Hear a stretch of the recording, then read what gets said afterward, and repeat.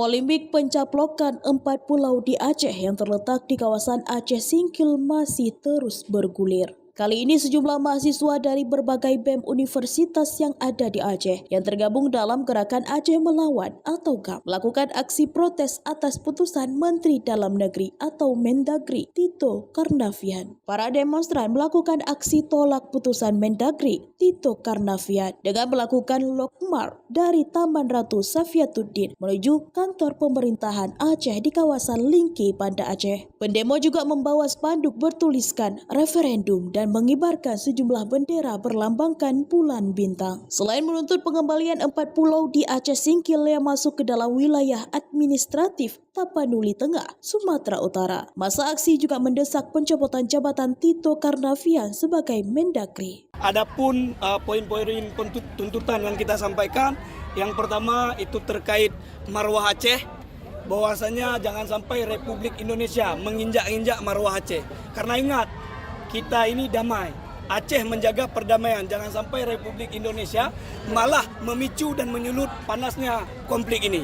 Yang kedua, terkait persoalan 4 pulau. Kami meminta kepada Republik Indonesia untuk mengembalikan pulau kami yang sudah dicaplok oleh Sumut dan mencabut keputusan SK Menteri Dalam Negeri Tito Karnavian dan meminta Prabowo Subianto selaku Presiden Indonesia untuk mencopot Tito Karnavian yang sudah membuat kacau bangsa Aceh. Kami menolak pendirian 4 batalion yang akan didirikan di Aceh karena itu dapat menyayat dan menjadi luka bagi kami rakyat Aceh. Yang terakhir, kami meminta untuk otonomi khusus dan dana otsus Aceh itu diperpanjang dan dipermanenkan. Presiden Prabowo, lihatlah Aceh, dengar.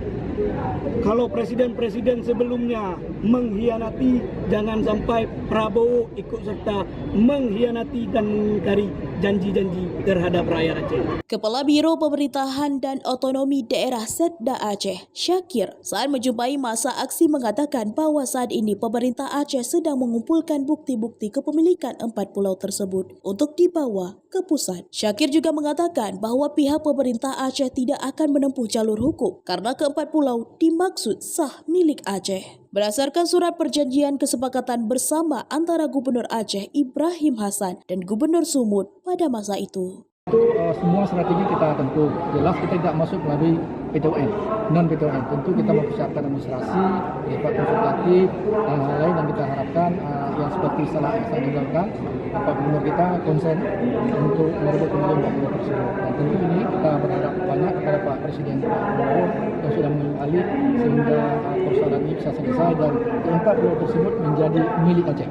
Tentu berdasarkan yang kami sampaikan di media, terutama terkait dengan kesepakatan bersama antara Gubernur Aceh Pak Ibrahim Hassan dan Gubernur Sumatera Utara pada waktu itu Pak Raja Inas Rega dan disaksikan dengan Mendagri Pak Andini pada waktu itu, tentu itu akan kita paparkan kembali bahwa sudah ada kesepakatan tahun 92 yang menceritakan bahwa ke-4 pulau tersebut masuk dalam wilayah Aceh.